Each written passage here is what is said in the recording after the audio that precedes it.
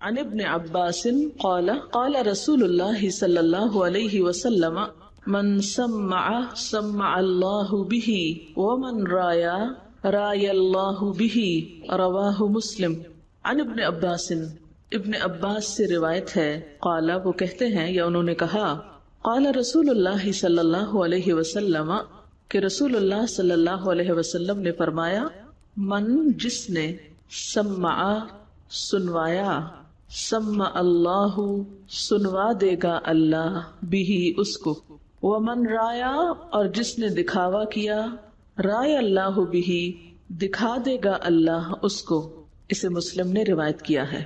مراد اس سے کیا ہے، معنی کیا ہے کہ جو شخص شہرت کا طالب ہوگا، اپنے اعمال اور اپنے کارنامے دوسروں کو سنائے گا یا دوسروں کو سنانے کا شوق رکھتا ہوگا تاکہ اس کی اہمیت کو لوگ مانے، تو اللہ تعالی قیامت کے دن اسے دوسروں کو سنوا دے گا، یعنی اس کی اصل حقیقت بتا دے گا، اس کا پول کھول دے گا۔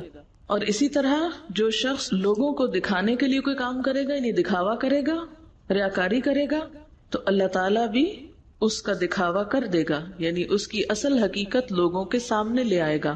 اللہ تعالیٰ انسان کا دل دیکھتا ہے اور اس کا عمل دیکھتا ہے، یعنی صرف عمل نہیں دیکھتا بلکہ اس کا دل بھی دیکھتا ہے۔ دل میں کیا دیکھتا ہے؟ دل میں انسان کا ارادہ، اس کی نیت، اس کا عزم، اس کی سوچ، اس کو دیکھا جاتا ہے کہ کسی بھی عمل کے پیچھے انسان کیا چاہ رہا ہے، انسان کے اندر کیا ہے، اس کے دل میں کیا ہے۔ اور کوئی عمل بھی محض اس کی ظاہریت پر نہیں قبول کیا جاتا بلکہ لازمی طور پر یہ دیکھا جاتا ہے کہ اس کے پیچھے ارادہ کیا تھا، نیت کیا تھی، سوچ کیا تھی، جذبہ کیا تھا، خیال کیا تھا، یہ کام کیوں کیا گیا، اس کا انسینٹیو کیا تھا۔ تو اگر انسان کے ظاہری عمل اور اس کی نیت میں فرق ہو، بظاہر کچھ دکھا رہا اور اندر کچھ اور چاہتا ہو، تو قیامت کے دن اللہ تعالیٰ اس کے صرف ظاہری عمل کو نہیں قبول کریں گے بلکہ اس کی جو نیت ہوگی وہ سب کے سامنے لا کے دکھائیں گے۔ کیونکہ اس کو شہرت کا بہت شوق تھا تو اس کی خوب شہرت ہوگی، اس کو بہت شوق تھا کہ لوگوں کو میرے اعمال پتہ چلے، تو اللہ تعالیٰ ان اعمال ہی کو نہیں، ان اعمال کی حقیقت کو بھی کھول کے سامنے رکھ دے گا۔ کیونکہ سورۃ العادیات میں آتا ہے وَحُصِّلَ مَا فِي الصُّدُورِ، جو سینوں کے اندر ہے وہ حاصل کر لیا جائے گا، ان کو باہر نکال کے لایا جائے گا۔ تو چونکہ اللہ تعالیٰ دنیا میں ہمارے دل دیکھتے ہیں، قیامت کے دن دلوں کے اندر جو کچھ ہے وہ نکال کے سامنے لایا جائے گا اور اس کے مطابق اعمال کو پرکھا جائے گا۔ اسی کی وضاحت ایک اور حدیث کرتی ہے، سیدنا معاذ بن جبل سے روایت ہے کہ رسول اللہ صلی اللہ علیہ وسلم نے فرمایا، ما من عبد يقوم في الدنيا مقام سمعة ورياء الا سمع الله به على رؤوس الخلائق يوم القيامة۔ اس دنیا میں کوئی بھی شخص جو شہرت کی جگہ پر ہو اور ریاکار ہو، یعنی شہرت کے پیچھے ہو، شہرت کی خواہش رکھتا ہو اور اپنی نیکیوں کا خوب پرچار کرتا ہو، اس کا خوب اظہار کرتا ہو اور لوگوں کے سامنے اپنی نیکیوں کے تذکرے اور تبصرے کر کر کے ان سے تعریف کا طالب ہو، تو قیامت کے دن اللہ تعالی سب کے سامنے اس کی حقیقت کو کھول دے گا کہ یہ شخص نیکی کے لیے نہیں کر رہا تھا، یہ تو دکھاوے کے لیے کر رہا تھا، دوسروں کی نگاہ میں اچھا بننے کے لیے کر رہا تھا، لوگوں سے شہرت پانے کے لیے کر رہا تھا۔ جو شخص دنیا میں نیکی میں مشہور ہونا چاہتا ہے، قیامت کے دن اللہ تعالی اس کے اس جذبے کا بدل اس کو کیا دیں گے کہ اس کی خوب بدنامی کریں گے، اس کی حقیقت کو کھول کر، اس کے دھوکے کو عیاں کر کے، اس کے فراڈ کو سامنے لا کر، جو اس نے اللہ اور بندوں کے ساتھ کیا۔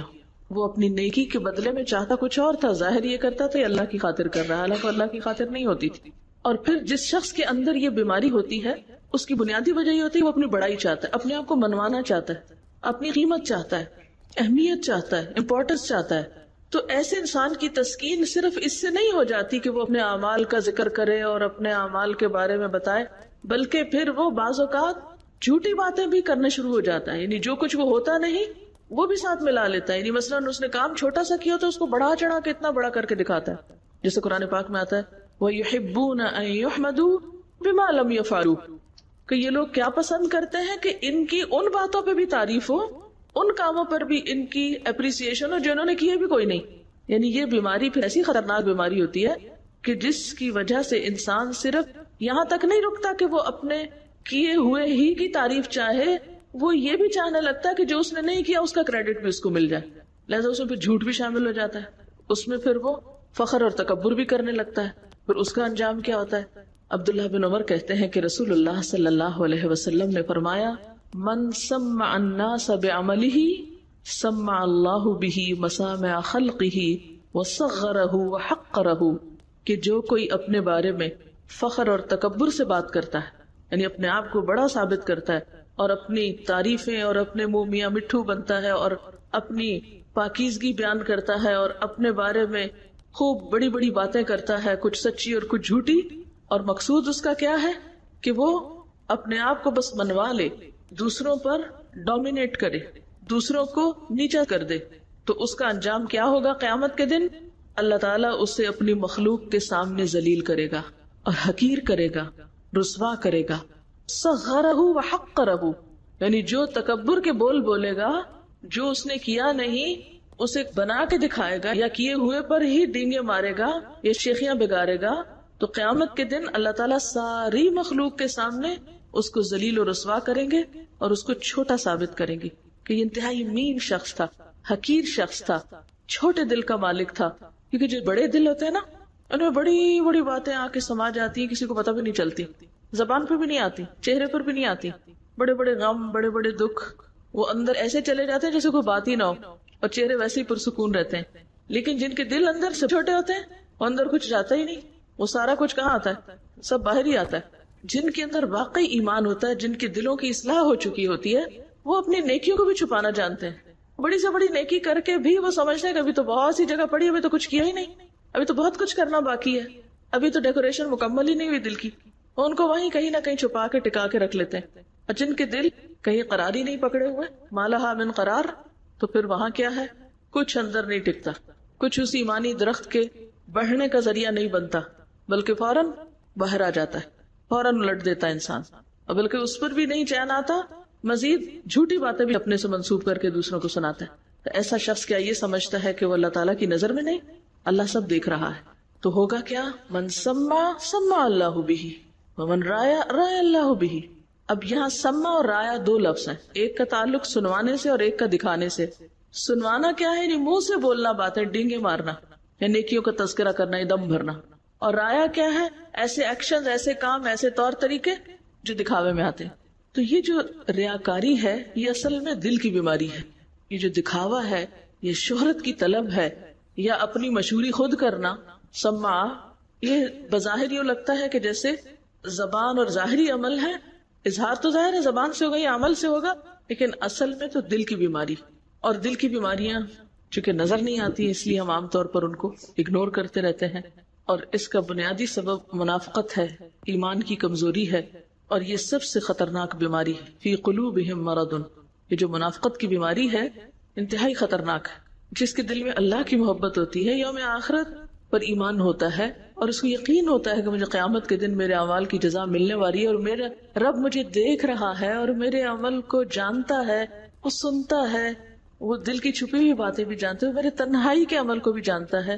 میری کوئی نیکی ضائع جا ہی نہیں سکتی، میرا کوئی عمل بیکار ہو ہی نہیں سکتا، چاہے کسی کو پتہ نہ چلے، چاہے اس کی کوئی تعریف نہ کرے، چاہے اس پر کوئی مجھے صلہ نہ دے، چاہے کوئی شکریہ ادا نہ کرے، اس سے کوئی فرق نہیں پڑتا. اس لیے کہ جس کے لیے میں نے کیا ہے اس نے دیکھ بھی لیا، اس نے سن بھی لیا، اس نے لکھ بھی لیا، اس نے محفوظ کر لیا، اور وہ سب سے بڑھ کر جزا دینے پر قادر ہے.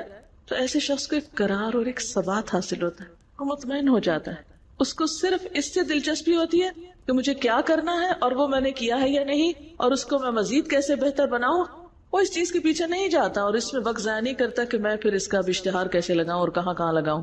تو ریاکاری یا دکھاوا ہوتا کیا ہے؟ لفظی معنی تو اس کا ہوتا ہے دکھانا، نمائش کرنا. اور اسلامی اصطلاح میں کوئی کام اللہ کی خوشی کے لیے نہیں، لوگوں کو دکھانے کے لیے کرنا، یا یوں کہیے کہ اللہ کو دکھانے کے لیے نہیں، اللہ کی خاطر نہیں، لوگوں کی خاطر اور لوگوں کو دکھانے کے لیے. اور لوگوں کو کیوں دکھانا؟ تاکہ لوگ تعریف کریں یا لوگ ہمیں بڑا مانیں. تو اصل میں پھر پیچھے چھپی ہوئی بیماری کیا ہے؟ وہی تکبر، خود کو بڑا ثابت کرنا، خود کو بڑا بنانا. اور یہی ضد ہے اصل میں عبادت کی. یعنی عبد جو ہوتا ہے اس کے اندر کبر نہیں ہوتا، اور عبادت کی اصل روح ہی ہے الخشوع والتذلل کہ انسان کے اندر عاجزی اور ہمبلنس ہو، وہ بڑے سے بڑا کام کر کے یہ سوچے کہ ابھی تو کچھ بھی نہیں کیا. کبھی وہ نیکی کر کے مطمئن نہ ہو جائے، اس کو بڑا نہ سمجھے، کبھی اس پر بڑائی کا اظہار نہ کرے. اب آپ دیکھیں کہ یہ دکھاوا پھر عموماً کن کن چیزوں میں ہوتا ہے. سب سے پہلے تو ہم عبادات کو دیکھتے ہیں. ایک حدیث میں آتا ہے، آپ صلی اللہ علیہ وسلم نے فرمایا، جس نے دکھاوے کی نماز پڑھی اس نے شرک کیا، جس نے دکھاوے کا روزہ رکھا اس نے شرک کیا، جس نے دکھاوے کا صدقہ کیا اس نے شرک کیا. تو یہ شرک کون سا شرک ہے؟ ریاکاری کا شرک، یعنی اللہ کے ساتھ اوروں کو بھی شریک کر لیا. نماز کس کے لیے؟ قل ان صلاتی و نسکی و محیای و مماتی للہ رب العالمین. نماز کس کے لیے ہونی چاہیے؟ ہماری اللہ کے لیے. تو جب ہم اللہ کے لیے نہیں کرتے اور لوگوں کے لیے کرنے لگتے ہیں، یہ لوگوں سے تعریف چاہتے ہیں، یہ لوگوں کی نظر میں نیک بننا چاہتے ہیں، تو وہ شرک کر دیا نا ہم نے. تو اسی لیے دکھاوے کی نماز کو شرک کہا گیا، دکھاوے کے روزے کو وغیرہ وغیرہ. اب آپ دیکھیں کہ نماز میں ہم کیسے دکھاوا کرتے ہیں، نماز کا دکھاوا کیا ہوتا ہے، اور نماز میں دکھاوے پر کس قدر وعید بھی آئی ہے قرآن پاک میں. فویل للمصلین الذین هم عن صلاتهم ساہون الذین هم یراؤون ویمنعون الماعون. ایسے نمازیوں کے لیے کیا حکم ہے؟ ہلاکت ہے ان کے لیے جو اپنی نمازوں سے بے خبر ہیں اور وہ دکھاوا کرتے ہیں. الذین هم یراؤون، نماز پڑھتے بھی تو دکھاوے کی پڑھتے ہیں، یا پڑھ رہے ہوتے ہیں تو دکھاوے کی طلب ہوتی ہے انہیں. ایسی نماز کیسے پہچانے گے؟ اصل میں چاہتے یہ ہوں کہ ہم اپنے اعمال کو خود پہچان لیں، ہم اپنے بیماریاں خود جان لیں کہ دکھاوے کی نماز کیسی نماز ہوتی ہے، اس میں کیا ہوتا ہے، کیسے پہچانی جائے گی کہ نماز دکھاوے کی ہے یا نہیں. اکیلے میں نماز پڑھے انسان تو جھٹ پٹ پڑھ لے، اور لوگوں کے سامنے پڑھے ٹھہر ٹھہر کے خشوع و خضوع سے، طویل رکوع طویل سجدے، یہ دکھاوے کی نماز ہے. اگر آپ اللہ کے لیے پڑھ رہے ہیں تو آپ تنہائی میں بھی اسی طرح یا اس سے بھی اچھی پڑھیں گے، کیونکہ اللہ دیکھ رہا ہے. ہم تو اللہ کو دکھانے کے لیے پڑھ رہے ہیں. اب ایسا شخص اللہ تعالیٰ کا کیا اکرام کرتا ہے کہ جو اللہ کے سامنے تنہائی میں کھڑا ہو کر تو نماز کا حق ادا نہیں کرتا، لیکن جب لوگوں کے بیچ میں ہوتا ہے تو خوب اچھا سا نمازی بن جاتا ہے. اور کیا ہوتا ہے، کچھ جگہوں پر نماز پڑھ لینا اور کچھ پہ نہ پڑھنا. جہاں یہ ڈر ہو کہ لوگ کیا کہیں گے وہاں نماز پڑھ لینا لوگوں کے ڈر سے، ان کو دکھانے کے لیے کہ میں بھی نمازی ہوں. اور جہاں ایسے لوگ مل جائیں کہ جو نماز نہیں پڑھتے تو وہاں ویسا ہو جانا. نماز کو حسین بنانے والی جتنی بھی چیزیں ہیں ان کا تنہائی میں خیال نہ کرنا اور سب کے سامنے ان سب چیزوں کا اہتمام کرنا. اچھا، اسی طرح نوافل پڑھ کے اس کا تذکرہ کرنا، تہجد وغیرہ کا ذکر بہت کرنا، باتوں باتوں میں ڈائریکٹلی انڈائریکٹلی، وہ میں تہجد کے وقت اٹھی تو یہ ہو گیا. اگر دل میں خیال یہ تھا، یہ سوچ کے کہا کہ چلو اس طرح ان کو یہ بھی پتہ چل جائے گا کہ میں تہجد کے وقت اٹھتی ہوں، ہو سکتا ہے کسی نے نوٹس ہی نہ لیا ہو، مگر آپ پکڑے گئے اللہ کے ہاں، آپ کا دھوکہ لکھ لیا گیا کہ آپ نے لوگوں کو بھی دھوکہ دیا اور جو اللہ کے لیے کام کرنا تھا وہ آپ نے لوگوں کے نام کر دیا.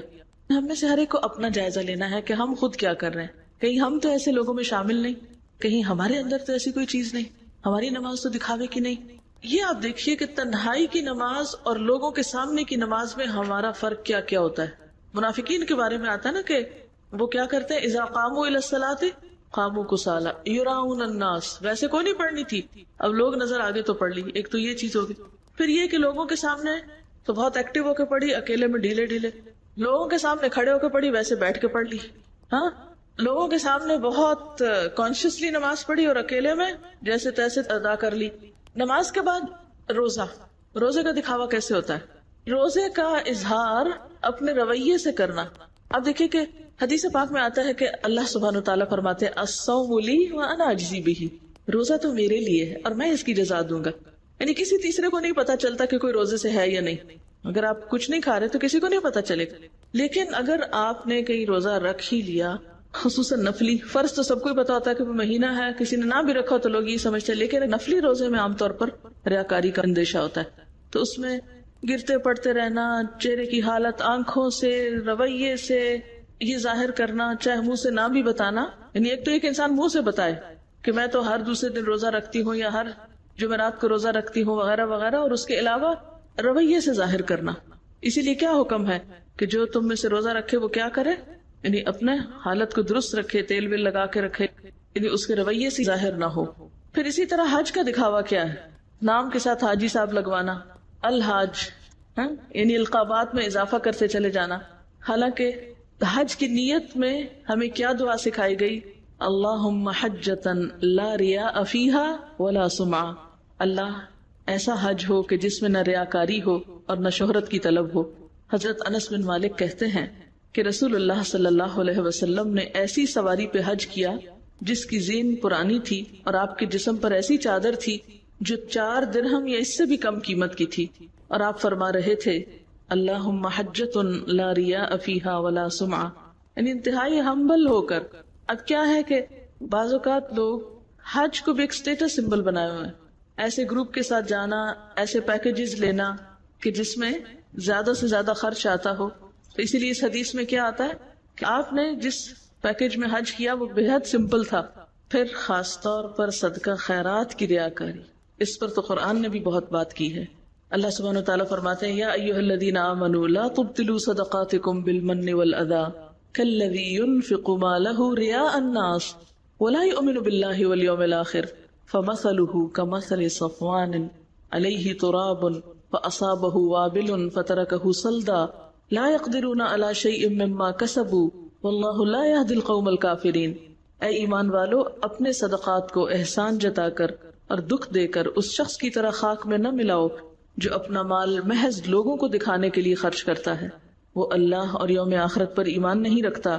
اس کے خرچ کی مثال ایسی ہے جیسے ایک چٹان تھی جس پر مٹی کی تہ جمی ہوئی تھی، اس پر جب زور کا میਂہ برسا تو ساری مٹی بہہ گئی، صاف چٹان کی چٹان رہ گئی۔ ایسے لوگ اپنے نزدیک خیرات کر کے جو نیکی کماتے ہیں اس سے کچھ بھی ہاتھ نہیں آتا، اور اللہ تعالیٰ کافر قوم کو ہدایت نہیں دیتا۔ پھر اسی طرح صدقات میں عموماً ہم کیا کرتے ہیں جب کسی کے ساتھ لین دین کا معاملہ ہوتا ہے، کیسے پتہ چلتا ہے کہ ہم ریاکاری کر رہے ہیں؟ ریاکاری کے انداز کیا ہوتے ہیں؟ ایک تو لوگوں کے سامنے اس کا تذکرہ کرنا، دوسرا یہ کہ دکھا کر دینا، پھر جتانا شروع ہو جاتا ہے انسان۔ خاص طور پر اگر آپ کوئی پرومیننٹ فگر ہوں تو پھر دیتے ہوئے تصویریں بنانا، اور جب تصویریں بن رہی ہوں تب تو کام کرنا، اور جب تصویروں کا سیشن ختم ہو جائے تو دوسروں کے حوالے ڈسٹریبیوشن کر کے خود چلتے بننا۔ بعض اوقات باقاعدہ اناؤنس کرانا، مسجدوں میں اناؤنس بھی ہو رہا ہوتا ہے نا کہ فلاں صاحب نے 5 روپے دیے۔ اگر تو صرف اس لیے بتایا جا رہا ہے کہ دوسروں کو شوق ہو وہ تو ٹھیک ہے، لیکن اگر کوئی شخص صرف اس لیے جا کے پیسے دے کہ میرا نام اناؤنس ہو، اور اگر نام اناؤنس نہ ہو یا لوگوں کے سامنے ذکر نہ کیا جائے تو ہاتھ روک لے۔ بعض لوگ صدقہ کرنے سے پہلے ہر دوسرے تیسرے بندے سے پیسوں کے اماؤنٹ بتا کے ذکر کریں گے کہ یہ میرے پاس اتنے پیسے ہیں، بتاؤ میں کہاں کروں۔ تو یہ بھی انڈائریکٹلی کیا ہے، یعنی دکھانے ہی کی ایک خواہش اندر چھپی ہوئی جو دینے سے پہلے ہی شروع ہوگی ریاکاری۔ کچھ لوگ اسپیسیفک لارج اماؤنٹ دیتے ہیں تاکہ ان کا نام ایک خاص لسٹ میں آ جائے، یا کسی خاص اسپتال کے اوپر ان کے نام کی پلیٹ لگ جائے، یا کسی خاص جگہ پر ان کا ذکر کیا جائے، یا ان کے نام سے کوئی میموریل ٹرسٹ بنے۔ اسی طرح جب لوگ دیکھ رہے ہوتے ہیں تو دیتے ہیں، اور اگر کوئی نہ دیکھے تو دیتے بھی نہیں ہیں۔ شادی بیاہوں میں جب لوگوں کی تعریف لینی ہوتی ہے تو خوب خرچ کرتے ہیں، اور ویسے کوئی گھر میں آ جائے تو پانی بھی نہیں پوچھتے۔ یہ جتنے بھی معیار ہیں ان میں سے اپنے آپ کو پرکھ لیں اور ان عادتوں کو چھوڑ دیں، دیٹس اٹ۔ یہی آئینہ تو ہم سب کو دیکھنا ہے، ٹھیک ہے نا؟ ریاکاری صرف عبادات میں نہیں ہوتی، ریاکاری ہر معاملے میں ہو سکتی، مثلا تعلیم اور تعلم میں ہو سکتی، سیکھنے سکھانے میں ہو سکتی۔ کیسے؟ استاد کی طرف بہت غور سے اس لیے دیکھنا، یہ مقصد نہیں ہوتا کہ بات سمجھے، یہ مقصد ہوتا ہے کہ ہم استاد کے منظور نظر بن جائیں۔ حدیث میں آتا ہے من تعلم علما مما يبتغى به وجه الله لا يتعلمه الا ليصيب به عرضا من الدنيا لم يجد عرف الجنة يوم القيامة يعني ريحها، رواہ ابو داؤد۔ کہ جو شخص ایسا علم حاصل کرے جس سے اللہ کی رضا حاصل کی جاتی ہے لیکن وہ اس کو دنیا کے فائدے حاصل کرنے کے لیے سیکھتا ہے تو قیامت کے دن ایسا شخص جنت کی خوشبو بھی نہ پا سکے گا۔ خاص طور پر دین کا علم جس کا مقصد کیا ہونا چاہیے سیکھنے کا، کہ اللہ کی رضا حاصل ہو۔ اور جو شخص اللہ کی رضا کی بجائے دنیا کے فائدے حاصل کرنے کے لیے اور دنیا کی کوئی کمائی کرنے کے لیے دین کا علم حاصل کرتا ہے، قیامت کے دن جنت کی خوشبو بھی نہ پائے گا، کہاں یہ کہ اس کو وہ علم صدقہ جاریہ بنے یا اس سے فائدہ حاصل ہو۔ اسی طرح ایک اور حدیث میں آتا ہے، حضرت جابر سے روایت ہے کہ رسول اللہ صلی اللہ علیہ وسلم نے فرمایا علم اس لیے نہ حاصل کرو کہ علماء کا مقابلہ کر سکو، یا بے وقوفوں سے جھگڑے کرو، یا یہ کہ مجلسوں میں تمہاری عزت ہو، تمہیں چنا جائے، بلند مقام پہ بٹھایا جائے، یعنی مراد اس سے یہ ہے۔ تو جو اس لیے یہ سب کرے گا اس کے لیے آگ ہے۔ وَمَنْ فَعَلَ ذَلِكَ فَالنَّارُ النَّارُ، اس کے لیے تو آگ ہی آگ ہے، کہ جس کے یہ مقاصد و علم حاصل کرنے کے کہ وہ بڑا بن سکے، یا لوگوں میں اس کی بڑی اہمیت ہو، یا اس کو کرسی صدارت پہ بٹھایا جائے، یا یہ کہ اس کے نام کے ساتھ کوئی بڑے بڑے ٹائٹل اور علامہ وغیرہ لگائے جائیں۔ اسی طرح معاملات میں بڑی ریاکاری ہوتی ہے۔ مثلا ساس بیمار ہے، بہو سارا دن خبر نہ لے، جس وقت شوہر آئے تو ساس کے آگے پیچھے ہو جائے، یہ عمل کیا ہے؟ شوہر کو دکھانے کا کہ میں تمہاری ماں کی بہت کیئر کرتی ہوں، تاکہ اس کے بدلے میں کیا حاصل کرے؟ شوہر کی توجہ. اور معاملات میں کیسے ریاکاری ہوتی ہے. عید الاضحیٰ کے موقع پر قربانی کے بکرے جو ہیں وہ لا کے پہلے باندھنا کہ شور مچائیں تو ہمسایوں کو پتہ چلے کہ ہم بھی قربانی کر رہے ہیں. اور جہیز کا دکھاوا، کسی کی بھی مدد، خدمت، عیادت، تعریف، خوشامد اس غرض سے کرنا کہ اس سے کچھ مفاد حاصل ہو جائے. ویسے پرواہ نہ کرنا، پوچھنا ہی نہیں، لیکن اگر کوئی غرض ہے، مقصد ہے تو پھر چاپلوسی کرنا. گفتگو میں کا لفظ بہت یوز کرنا. کسی کو گھر پہ بلایا، کھانا کھلایا، اس کو خوب خوشامد کرنا، یہ کھائیں، لیکن جب چلے جاتے یہ دیکھو کتنے لالچی تھے، سب ختم کر کے چلے گئے. اس طرح کی گھٹیا حرکتیں کرنا. یعنی اخلاق میں بھی، اخلاق صرف وہاں برتنا جہاں جواب میں کچھ ملے گا، اور وہاں سارا اخلاق بھول جانا جہاں کوئی ہمارے ساتھ اخلاق نہ برتے. حضرت ابن عمر کہتے ہیں کہ ان سے کچھ لوگوں نے کہا کہ ہم اپنے حکمرانوں کے پاس جاتے ہیں تو ہم ان سے اس کے برعکس باتیں کرتے ہیں جو ہم ان کے پاس سے باہر آ کے کرتے ہیں. یعنی ہم اپنے بڑوں کے پاس جاتے ہیں، حکمرانوں کے پاس جاتے ہیں تو ان کے سامنے ہم بہت عزت سے، بڑے اچھے سے بات کرتے ہیں، اور باہر آ کے کیا کرتے ہیں؟ اور طرح نام لینا. بعض اوقات ایسا بھی ہوتا ہے نا کہ جیسے کسی کے سامنے تو اس کو باجی، آپا، خالہ، پتہ نہیں کیا کیا کہنا، اور بعد میں اس کا نام لے لے کے بلانا. یعنی سامنے تو بڑے احترام کے لقب بولنا، اور بعد میں ایسے ہی بس عام انداز میں نام لینا. یہ بھی اسی میں آتا ہے. تو حضرت ابن عمر کہتے ہیں ہم اس رویے کو آپ صلی اللہ علیہ وسلم کے زمانے میں نفاق شمار کرتے تھے، یہ منافقت تھی.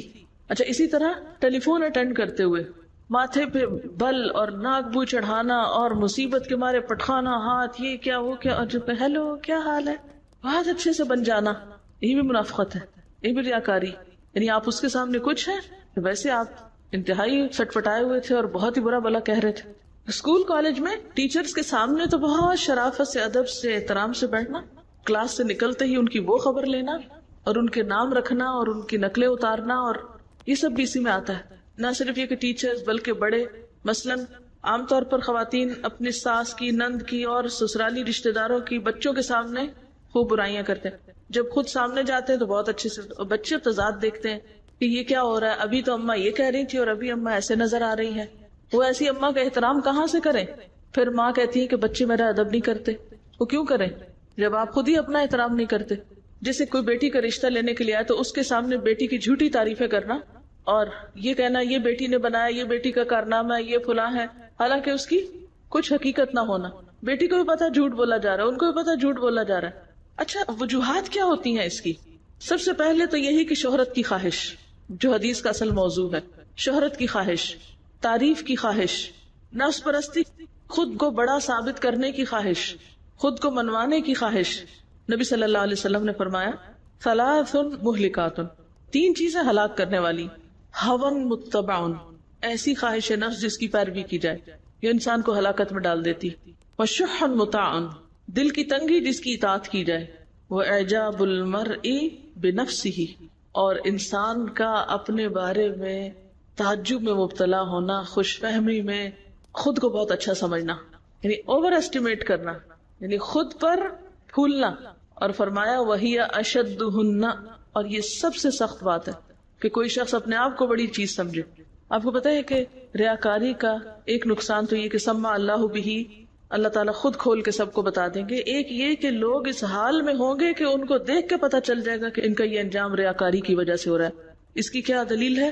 حدیث میں آتا ہے کہ میں نے رسول اللہ صلی اللہ علیہ وسلم کو فرماتے ہوئے سنا. حضرت ابو سعید بیان کرتے ہیں کہ قیامت کے دن ہمارا پروردگار اپنی پنڈلی کھول دے گا تو ہر ایماندار مرد اور ایماندار عورت اسے سجدہ کریں گے، یعنی ہر ایک سجدے میں گر جائے گا. لیکن جو شخص دنیا میں دکھاوے اور شہرت کے لیے سجدہ کیا کرتا تھا وہ باقی رہ جائے گا. وہ سجدہ کرنے لگے گا تو اس کی پشت ایک تختے کی طرح ہو جائے گی، اکڑ جائے گی، یعنی جھک ہی نہیں سکے گا، لہٰذا وہ سجدہ نہ کر سکے گا. یہ بخاری کی روایت ہے. سورۃ القلم میں آتا نا یوم یکشف عن ساق ویدعون الی السجود فلا یستطیعون، جس روز پنڈلی کھولی جائے گی اور لوگوں کو سجدے کے لیے بلایا جائے گا تو لوگ سجدہ نہ کر سکیں گے. یہ کون لوگ ہوں گے جو سجدہ نہ کر سکیں گے؟ جو دنیا میں دکھاوے کے لیے نمازیں پڑھتے تھے. یعنی سمع اللہ بھی، رایا اللہ بھی میں یہ چیز آتی ہے. یعنی جو دکھاوا کرے گا اللہ اس کو دکھا دے گا. کس حال میں دکھا دے گا؟ وہ اکڑا کھڑا ہوگا. وہ اکڑ تھی نا جو اس کے اندر، وہ اسی طرح اکڑا کھڑا رہے گا وہاں. اب یہاں ایک چیز ہے کہ بعض اوقات انسان تو یہ نہیں چاہتا کہ وہ دکھاوا کرے، وہ نہیں تعریف چاہتا، لیکن لوگ خود ہی آ کے تعریفیں کرنے لگتے ہیں. آپ کوئی اچھا کام کرتے ہیں تو لوگ فوراً پہنچ جاتے ہیں آپ کی تعریف کرنے. تو ایسے میں پھر کیا ہے، پریشانی ہوتی ہے انسان کو کہ میں تو چھپ کے رہنا چاہتا ہوں، کیونکہ ان اللہ یحب العبد الغنی الخفی التقی، اللہ اس بندے سے محبت رکھتا ہے جو چھپے ہوئے عمل کرتا ہے، غنی بے نیازی سے کام کرتا ہے، کسی کی تعریف اس کو نہیں چاہیے، تقی تقوی والا ہے، یعنی نہ تو اس کو دکھاوا کرنا ہے، نہ کسی سے تعریف چاہنی ہے، بالکل بے نیاز بے پرواہ ہے لوگوں سے، اسے بس اتنا پتہ ہے کہ اسے کیا کرنا اور وہ کرتا چلا جاتا ہے. ایسے بندے سے اللہ محبت کرتا ہے. اب ایک بندہ خود نہیں پسند کرتا کہ اس کی تعریف کی جائے، لیکن جب اچھے کام کرتا ہے تو لوگ خود ہی تعریف کرنے آ جاتے ہیں. حضرت ابو ذر سے روایت ہے کہ رسول اللہ صلی اللہ علیہ وسلم سے پوچھا گیا، ارأیت الرجل یعمل العمل من الخیر ویحمدہ الناس علیہ قال تلک عاجل بشر المؤمن، کہ آپ کا کیا خیال ہے کہ ایک شخص کو نیکی کا کام کرتا ہے اور لوگ اس کی تعریفیں کرنے لگتے ہیں؟ تو فرمایا کہ یہ مومن کو جلد ملنے والی خوشخبری ہے، یعنی دنیا میں قبولیت عمل کی نشانی ہے. یعنی ایک خوشخبری تو آخرت میں ملے گی نا، ایک خوشخبری دنیا میں مل جاتی. جب آپ اچھا کام کرتے ہیں تو جیسے خوشبو کا ڈھکن کھلتا ہے تو وہ خوشبو تو پھیلی جاتی. انسان بے نیاز ہو کر رہے، بے پرواہ ہو کر رہے، تنہائی میں اور سب کے سامنے تعریف ملنے پر اور نہ ملنے پر، اپریسیشن یا اکنالجمنٹ یا انکریجمنٹ کے ہونے یا نہ ہونے میں اس کے عمل میں فرق نہ ہے، وہ اپنا کام کرتا چلا جائے. پہچان یہی ہے نا ریاکاری کی، کہ جب لوگوں کے سامنے ہو تو کام تیز کر دے، تعریف ملے تو خوب کام کرے، تنقید ہو تو ہمت ہار کے بیٹھ جائے، کام اٹھا پھینکے، مجھے کیا ملا صلہ، میں نے ایسے ہی اپنے آپ کو اتنا پڑھایا، اتنی محنت کی، اتنا کام کیا اور مجھے کیا ملا، بےزتی، یہ لو یہ پڑا ہے کام. اب اس حدیث کا ایک اور پہلو ہے جو دنیاوی اعتبار سے، یعنی ہم نے اب تک اس کی تفسیر اس اعتبار سے کی کہ جو شہرت چاہے گا اللہ اس کو قیامت کے دن شہرت دے دے گا اور اس کی خوب بدنامی کرے گا، اس کا پول کھول دے گا، اس کی حقیقت سامنے آئے گی. عام طور پر محدثین نے اسی انداز میں اس حدیث کو ایکسپلین کیا. لیکن اگر غور کیا جائے تو اس کا ایک اور معنی بھی بنتا ہے، اور وہ کیا ہے کہ جو شخص شہرت چاہتا ہے کسی عمل پر تو دنیا میں اللہ تعالیٰ دے دیتا ہے اس کو تھوڑی بہت جتنی دینی ہوتی ہے.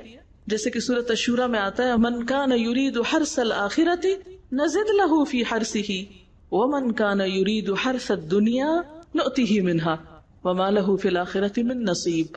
کیا معنی اس آیت کا؟ جو کوئی آخرت کی کھیتی چاہتا ہے اس کی کھیتی کو ہم بڑھاتے ہیں، ایک دانہ 700 بنتا ہے نا، ہم اس کو بڑھا دیتے ہیں، اور جو دنیا کی کھیتی چاہتا ہے اسے ہم دنیا میں ہی دے دیتے ہیں. سمع اللہ بہ، جو شہرت چاہتا ہے، تعریف چاہتا ہے، لوگوں سے ریوارڈ چاہتا ہے، جزا چاہتا ہے، شکریہ چاہتا ہے، دلوا دیتے ہیں ہم اس کو جتنا ہم چاہتے ہیں، اس کو یہی مل جاتا ہے اور آخرت کے لیے کچھ بھی نہیں بچتا. وما لہ فی الآخرۃ من نصیب، ایسا شخص آخرت میں خالی ہاتھ پہنچتا ہے. اس کی وضاحت ایک حدیث بھی کرتی ہے، اور وہ کیا ہے؟ حضرت ابو ہریرہ رضی اللہ تعالی عنہ کہتے ہیں کہ رسول اللہ صلی اللہ علیہ وسلم نے فرمایا، قیامت کے دن سب سے پہلے جن لوگوں کا فیصلہ کیا جائے گا ان میں ایک وہ آدمی ہوگا جو شہید ہو گیا تھا. بس اسے پیش کیا جائے گا، اللہ تعالیٰ اسے اپنی نعمتیں یاد کرائے گا، وہ انہیں پہچان لے گا. اللہ تعالیٰ فرمائے گا، تو نے ان نعمتوں کی وجہ سے کیا عمل کیا، یعنی اتنا کچھ پا کے پھر کیا کیا؟ وہ عرض کرے گا، میں نے تیری راہ میں جہاد کیا یہاں تک کہ شہید ہو گیا. اللہ تعالیٰ فرمائے گا، تو نے جھوٹ کہا، تو اس لیے لڑا تھا کہ تجھے بہادر کہا جائے، بس تجھے بہادر کہہ لیا گیا.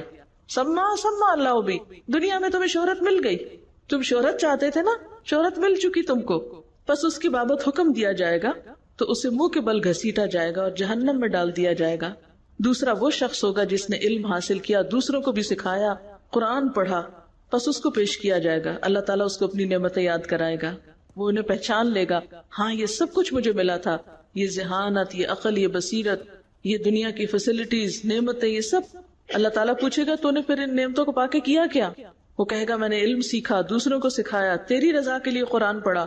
اللہ تعالیٰ فرمائے گا، تو نے جھوٹ کہا، تو نے تو علم اس لیے حاصل کیا تھا کہ تجھے عالم کہا جائے، اور قرآن اس لیے پڑھا تھا کہ تجھے قاری کہا جائے، تو وہ تجھے کہہ دیا گیا. سمع اللہ بھی، یہ دنیا میں سنوا دی گئی تمہاری شہرت، تو اس کے بارے میں حکم دیا جائے گا تو اسے بھی منہ کے بل گھسیٹا جائے گا اور جہنم میں ڈال دیا جائے گا. تیسرا وہ شخص ہوگا جس کو اللہ نے کشادگی عطا فرمائی، یعنی بہت مال دیا، ہر طرح کے مال سے نوازا، اسے پیش کیا جائے گا، اللہ تعالیٰ نعمتیں یاد کرائے گا، وہ پہچان لے گا. اللہ تعالیٰ فرمائے گا، ان کی وجہ سے کیا کام کیا؟ وہ کہے گا، میں نے تیری پسند کی کوئی راہ نہیں چھوڑی کہ میں نے اس میں خرچ نہ کیا ہو، یعنی ہر جگہ دیا. اللہ تعالیٰ فرمائے گا تو نے جھوٹ بولا، تو نے تو اس لیے کیا کہ تم سخی کہلاؤ. بس وہ کہہ دیا گیا، پھر اس کے بارے میں حکم دیا جائے گا اور اسے منہ کے بل گھسیٹا جائے گا اور جہنم میں ڈال دیا جائے گا. تو بات یہ ہے کہ اگر کوئی دنیاوی شہرت کے لیے کام کرتا ہے تو اللہ تعالیٰ دنیا میں دے دیں گے اس کو جتنا چاہیں گے، لیکن آخرت میں پھر اس کے لیے کوئی حصہ باقی نہ رہے گا.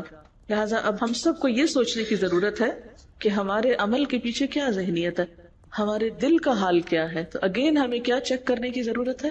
جب اللہ ہمارے دل دیکھ رہا ہے تو ہمیں بھی اپنے دلوں کو دیکھتے رہنا چاہیے کہ وہاں کیا ہے. صرف ظاہری عمل قابل قبول نہ ہوگا جب تک کہ دل شریک نہ ہوگا. اچھا، آج کی ایک ٹپ ہے، کوئی ایک ایسا عمل جو آپ بس صرف اللہ کے لیے کریں اور کسی کو بھی نہ پتا ہو. آج سے اپنی زندگی میں کوئی ایک ایسا نیک کام شروع کریں کہ جو اللہ کے سوا کسی کو نہ پتا ہو، کسی سے ذکر بھی نہ کرے، بھول کے بھی نہ کرے، اور جب قیامت کے دن کل آپ جائیں تو وہ محفوظ صحیح سلامت آپ کے سامنے ہے اور آپ دیکھ کے خوش ہو جائیں اور واقعی یہ کہہ سکیں کہ اللہ یہ تیرے لیے تھا. کم از کم ایک عمل، زیادہ تو جتنا چاہیں کر لیں لیکن کوئی ایک عمل. بہت اچھا سوال ہے، کیا شوہر کی محبت حاصل کرنے کے لیے ان کے کام ان کے سامنے کرنا اور ان کو احساس دلانا کہ میں ان کے لیے کام کر رہی ہوں، یہ بھی ریاکاری میں آتا ہے؟ میرا خیال ہے یہ کنسرن شو کرنے میں آتا ہے، یہ ریاکاری میں نہیں آتا. کیونکہ شوہر اور بیوی کے تعلقات میں یا والدین اور اولاد کے تعلقات میں اپنی محبت کا اظہار کسی بھی طریقے سے کرنا کہ جس سے تعلق مزید مضبوط ہو، یہ دکھاوے میں نہیں آئے گا. یعنی ایک اسٹرانگ ریلیشن شپ بلڈ کرنا مقصود ہے نا اس میں. ان کو ڈومینیٹ کرنا مقصود تو نہیں کہ میں آپ سے اچھی ہوں کیونکہ میں یہ کام کر رہی ہوں، یہ مقصد تو نہیں ہے نا. یا اپنے آپ کو اچھا ثابت کرنا اس سینس میں نہیں ہے. اگر وہ امپورٹنٹ ہے آپ کے لیے تو اس میں آپ اپنی امپورٹنس نہیں، ان کی امپورٹنس کو سامنے رکھے ہوئے تو کوئی حرج نہیں. سمجھے اس بات کو؟ اس میں پھر فرق ہو جائے گا. اصل میں دکھاوا کیا ہے؟ خود کو نمایاں کرنا، خود کو اچھا ثابت کرنا. دیکھیں نا، مثلا کوئی آپ کے گھر آتا ہے، آپ اس کو اچھی جگہ بٹھاتے ہیں یا اچھا کھلاتے ہیں، وٹ ایور، ایک محبت کے اظہار کے طور پہ کر رہے ہیں، نہ کہ احسان جتانے کے لیے اور نہ ہی اپنے آپ کو بڑا ثابت کرنے. اور ایک مہمانداری کیا ہوتی ہے کہ کوئی مہمان آئے، انہیں مہمان سے غرض نہیں ہوتی، انہیں سارا وقت اس سے غرض ہوتی ہے کہ میز کیسے لگ رہا ہے، ہم خود کیسے لگ رہے ہیں، اور کیا ہر چیز ٹھیک ٹھاک ہے. اب یہ فرق ہے نا، کام ایک ہی ہے لیکن دونوں رویے فرق ہے. ایک ہے مہمان کی اکرام اور تعظیم اور احترام اس لیے کرنا کہ اس کو تکلیف نہ ہو، اس کو اہمیت دی جا رہی ہے، اور ایک وہی کام کرنا مگر اپنی اہمیت جتانے کے لیے کہ یہ ہماری جا کے باہر تعریف کرے کہ ہم نے ایسی ایسی مہمانداری کی تھی ان کی. اب اس میں آپ دیکھ لیجئے کہ آپ کیا چاہتے ہیں. سبحانک اللہم و بحمدک، نشہد ان لا الہ الا انت، نستغفرک و نتوب الیک.